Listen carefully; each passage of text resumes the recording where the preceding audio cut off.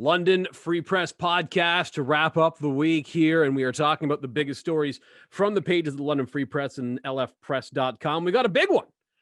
Jane Sims is joining us, and she is joining me to have a conversation fresh off her conversation with the Prime Minister of Canada. So that's a big story. Jane, thank you very much for being part of the podcast today.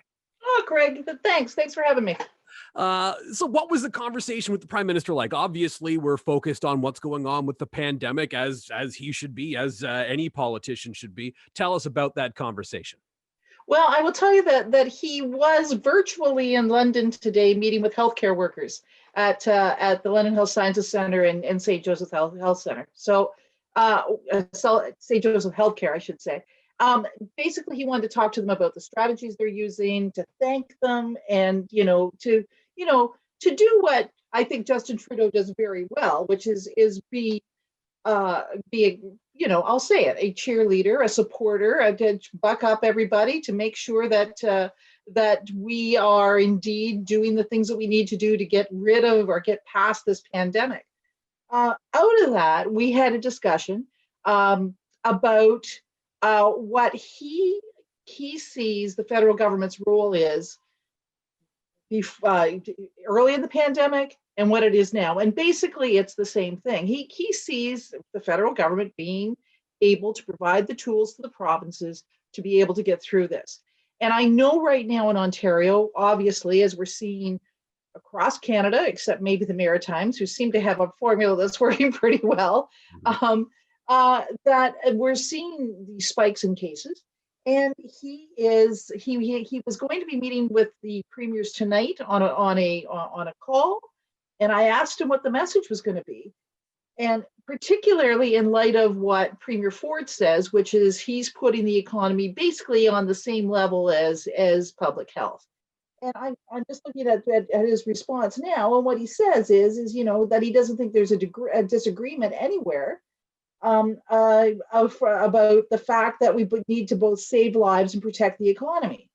But he said, we all agree that we have to do those two things together. I just think it's really, really important to understand that the best way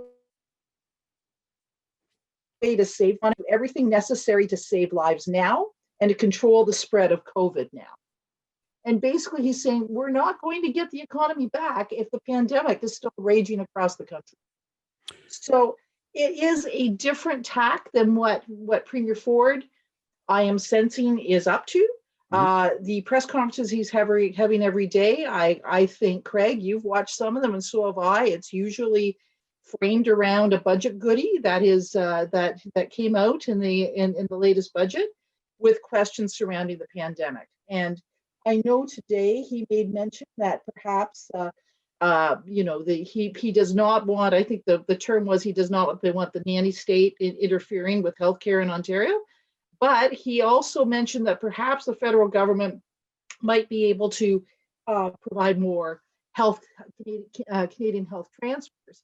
I asked that of the Prime Minister, and he said, look, we've done that twice already. And he said, I will, and I'll say exactly what he said to me. I've done it twice, but we're, if we need to do it again, I'm open to it. So the bottom line I'm getting from Prime Minister Trudeau is that okay, this isn't over, and we're still going to be there to support whatever needs that the provinces have. Yeah, I understand that. And you're right that it's not the same message that we're hearing provincially right now, because we're seeing in the province of Ontario, we're essentially setting a new case record every day. And we've got stories about the premier and the cabinet not listening to experts and things along those lines. So there's a lot of angst, I think, in the province of Ontario. Did you talk about that much with the Prime Minister? Because there's a lot of people here in this province that are concerned, obviously. Absolutely, but I think what I'm hearing from the Prime Minister is like, look, healthcare belongs to the provinces, and it's not up to me to interfere. And I can't just, I can't barrel in and do anything about whatever fight that they're having at the tables in the province, at the medical table. What he says is I will follow the lead of the province of what they need. He mentioned the fact that Premier Ford had asked for for testing, and they got the testing that they needed. He's asked for PPE, and they flooded the province with PPE. He's making it clear that he'll do anything that the province asks to get the pandemic under control. But again, he made it perfectly clear that unless you're going to control the pandemic, we're never going to get the finances back in order. Right. And that's what I think we've been hearing from advocates on the healthcare side for a long time, that hey, unless we've got a situation where we have limited the spread of this, it doesn't matter which businesses are open, doesn't matter what our situation is going to be when it comes to bars, restaurants, gyms, whatever it happens to be. It's not going to be stable until we figured out a way to keep this under control, or until a vaccine arrives. And hey, maybe that arrives in the spring, but we don't know that. So it can't just be a matter of, hey, we've got to ignore the pandemic to solve the economic issue, because the two go hand in hand. I think the Prime Minister understands that, and certainly mentioned that to you today. Well, and I also think that, in talking with Alex Summers yesterday from the local health unit, the Associate Medical Officer of Health, he made a point to me about, at some point, as our caseloads get bigger and bigger, cracks are going to open. We're not going to be able to contact trace like we have been. We're not going to be able to find the sources of transmission. And unless we can figure all that out and have the means to do so, we're looking at not just a long winter, but a really scary winter. Yeah, definitely. And yeah. The Prime Minister, does he seem as though he's in preparation for that? Just when you had a chance to talk to him today? Well, I asked him how he sees us celebrating the holiday season, and he said, "Look, we're going to have to be careful, and you're going to have to balance off reconnecting with family and friends with the risk of spreading the virus to that same family and friends." And he said, "Look, like I think you got to look at it this way. If look at the holiday season, but think about, we want to be able to celebrate Valentine's Day and the coming of spring and all those things. And is that worth the risk?" And I think we talk about risk assessment all the time, right? And he's posing that same comparison to Canadians. Is it worth it? Is it worth a Christmas dinner if it's going to spread, if there's going to be another uptick in cases? And that's something that we're all going to have to grapple with, I think. Yeah, and that's it's going to be difficult, and I think it's going to be difficult for a lot of people. And I don't know what your typical Christmas is like, Jane, but at my house we have typically have my parents and my siblings over for Christmas Eve. Then we go to my wife's parents' place for Christmas Day, and then we have sort of a big family thing on Boxing Day. And none of that stuff is going to happen this year, it seems, and that's going to be really difficult for a lot of people. And sadly, I think that we've just got to be starting to emotionally brace for it now, right? Absolutely, and I think that's, we wanted to ask that question of him because of the Prime Minister, because of course he takes the lead, right? He's the guy that takes the lead on all this. I also asked him about if he had anything to say to our anti-restriction protests that we've seen over the past little while, particularly that big one in Elmer, and how there seems to be a bit of a steamroll on that. And he said, "Listen, I get it, right? I get people are frustrated and they're angry and they want to lash out. And, it may seem like a weird thing to say that a face mask is going to be able to stop the transmission of something that you can't see." But he says it does. And he said, "Look, the government can do all kinds of things. We can flood the zone with funding for testing and PPE and put restrictions in place and all those things. But bottom line is it is an individual responsibility." And he's asking that people take that on. And for the most part, we have, Craig. I mean, look at us. Look at you and me talking on a Zoom call, right? This is not how I'm used to recording things, but that's how we're doing it now. I'm used to being able to sit across the table from a person, but that's not what we're doing now. Right, yep. Right. So the one other thing I asked him about, and because I was curious about his, I wanted to ask about the Canada-U.S. border, and if that came up in his discussions with President-elect Joe Biden. He said, "Well, obviously the only way we're going to be able to open the border is if we get this thing under control," and that's obvious. But he said, "I did bring it up with the president-elect, and we're going to keep working together, and we're going to help each other on both sides." but we're going to keep a close watch on the situation, and we're not going to do anything unless we think it's safe for Canadians.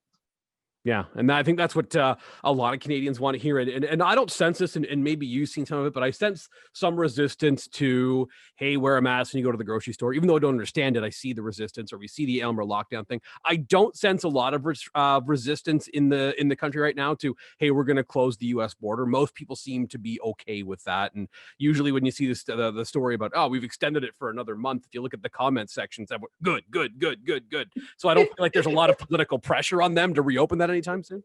Well, I also think it's because of the flood of information we get from the United States, and sort of that dumpster fire that does not seem to die down over there. I am alarmed in understanding that I think pretty much every state in the union now is blinking red with cases. I know North Dakota is now they have no more hospital beds, and they are actually having their asymptomatic medical staff can come back because they just don't have enough healthcare workers. And that could happen to us too if we're not careful. Given the kinds of spikes we're seeing, if we go up to 1,500 cases today, it's alarming. It's alarming. Yeah, well, it certainly is. And yeah, 1,500 cases is just a huge number. And then some of the models that we're talking about here in Ontario as well, whereas we're talking about, oh yeah, this could be 2 or 3 times worse as we get into December. People are scared. People are afraid. I'm sure the Prime Minister senses that. I'm sure that everyone senses that. But people are worried about what things are going to look like in a few weeks here. Absolutely. And I also I am still though on the side of, I'm not a small business owner, and I can sympathize. I know it's hard and this is difficult, but my big concern is school. We've got to keep those schools open for the kids. I'll hide in the basement here for a long time if I can make sure that the kids get to go to school. It's, I think that's a really important part of all this. Yeah, I think that's definitely worth the quote unquote hiding time, if that's what we want to call it. What else did the Prime Minister mention in regards to what's going on here in Ontario or locally here? Of course, there's the economic balance. That's a big part of it. Do you think that the government is satisfied with where they're at right now? Obviously, the opposition, the NDP and the Conservatives, will tell you, hey, they've made this mistake that's incorrect, or that mistake. But do you sense that the Prime Minister and by extension the government are okay with the way that they've rolled things out so far? Because we're all kind of just sort of guessing as we go here.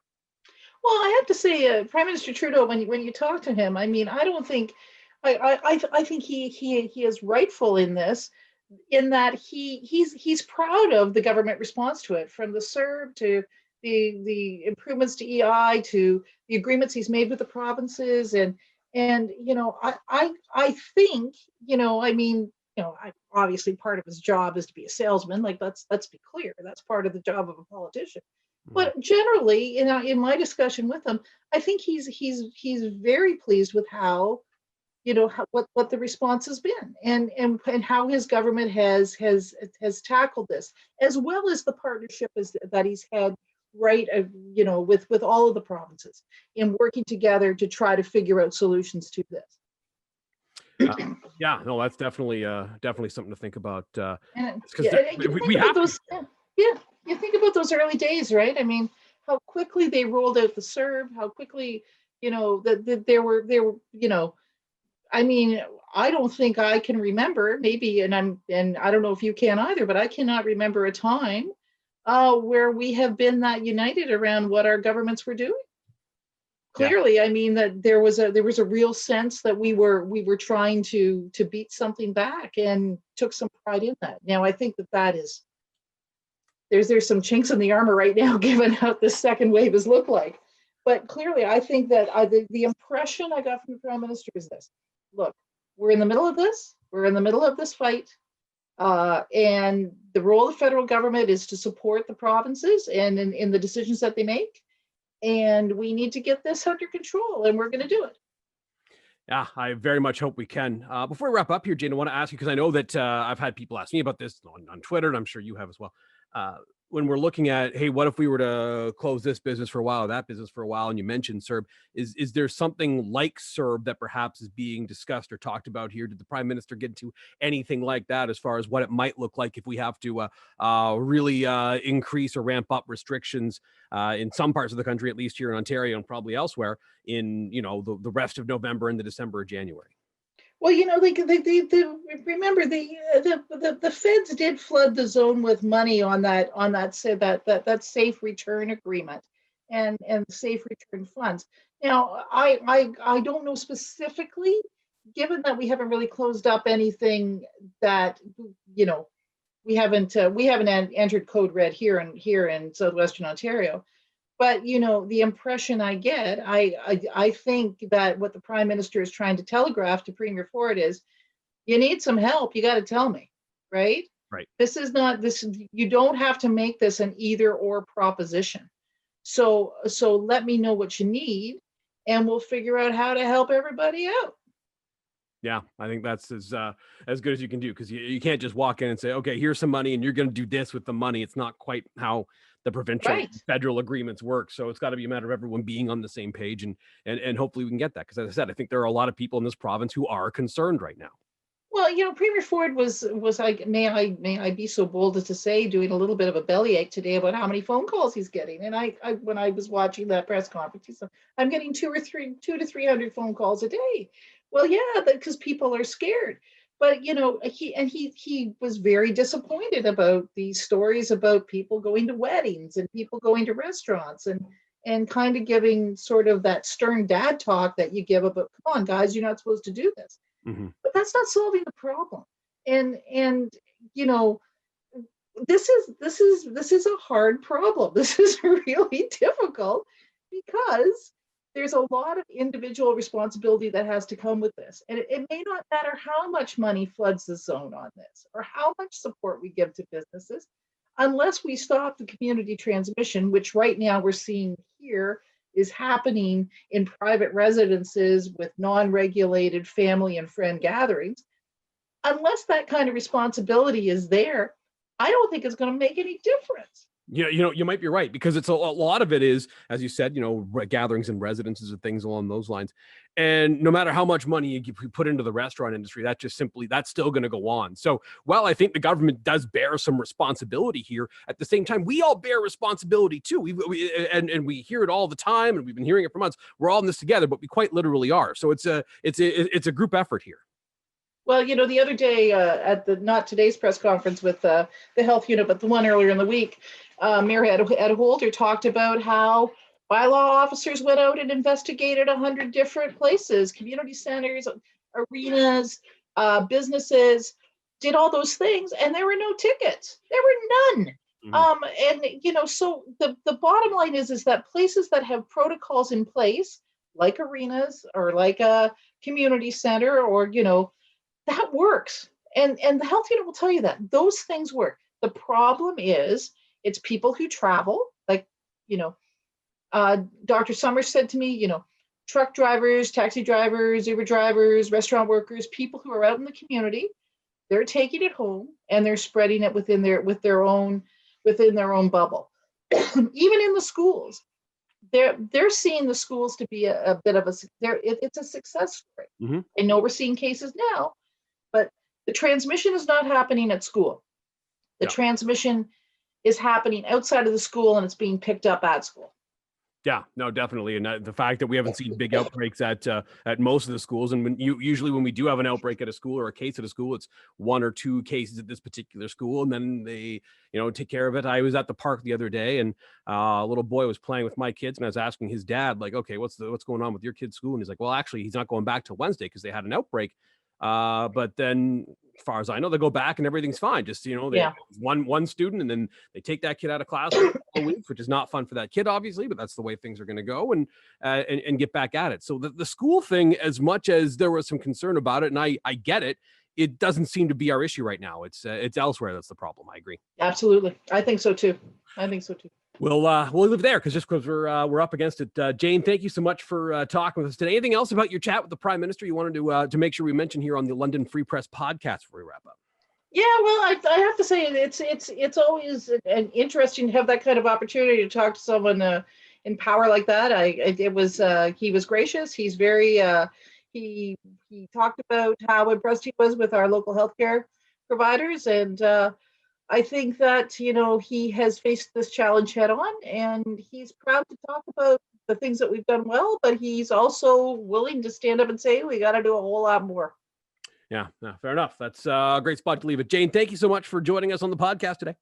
No problem, Craig. Thanks. That's Jane Sims, London Free Press reporter and columnist, joining us here on the London Free Press podcast. You can find what she wrote about her conversation with Prime Minister Justin Trudeau on lfpress.com right now and in the pages of the London Free Press. Thank you very much for listening to the program today. Of course, if you want to subscribe, we hope that you do. You can find us on Spotify, Stitcher. You can find us on Apple Podcasts or Google Podcasts. A lot of folks listening to us on YouTube. You can find us on the pages of lfpress.com as well. So lots of different ways to get the London Free Press podcast to you. We'll be back with another couple of episodes next week. Thanks again for listening, and we will talk to you next time here on the London Free Press podcast.